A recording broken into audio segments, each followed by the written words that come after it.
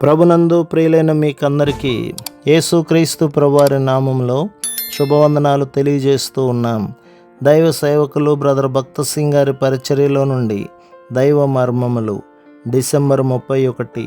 జయించువాడు వీటిని స్వతంత్రించుకొనును. ప్రకటన గ్రంథం 21వ అధ్యాయం 7వ వచనం.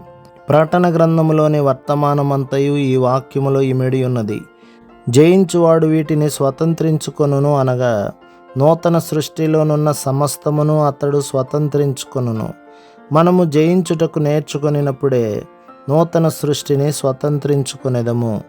విశ్వాసము ద్వారా విజయవంతమైన జీవితమును జీవించగలము. దేవుని మూలముగా పుట్టిన వారందరూ లోకమును జయించుదురు. లోకమును జయించిన విజయము మన విశ్వాసమే. యోహాను మొదటి పత్రిక 5వ అధ్యాయం 4వ వచనం. శత్రువును జయించుటకు మనకు 3 ఆయుధములు కలవు.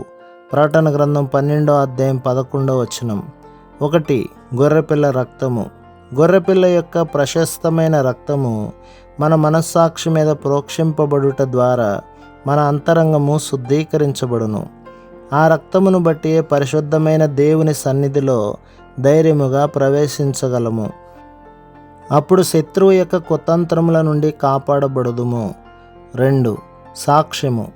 మనము వాదములచే శత్రువుని ఎదిరించలేము, కానీ మన జీవితములలో ప్రభువు చేసిన కార్యములను గూర్చి సాక్ష్యం ఇచ్చుట ద్వారా శత్రువును సిగ్గుపరచగలము. 3. మరణము వరకు ప్రాణములను ప్రేమించకుండుట. యేసు నిమిత్తము తామిచ్చిన సాక్ష్యము నిమిత్తమును దేవుని వాక్యము నిమిత్తమును శిరచ్ఛేదనము చేయబడిన వారు బ్రతికిన వారై 1000 సంవత్సరములు క్రీస్తుతో కూడా రాజ్యము చేయుదురు. వీరు మొదటి పునరుత్థానములో పాలు పొందుదురు. ప్రకటన గ్రంథం 20వ అధ్యాయం 4వ వచనం. దేవుడైన ప్రభువే వారి మీద ప్రకాశించును. వారు యుగయుగములు రాజ్యము చేయుదురు. ప్రకటన గ్రంథం 22వ అధ్యాయం 5వ వచనం. ప్రభు మిమ్మును, మీ కుటుంబమును, మీ సంఘమును దీవించి ఆశీర్వదించునుగాక. ఆమేన్.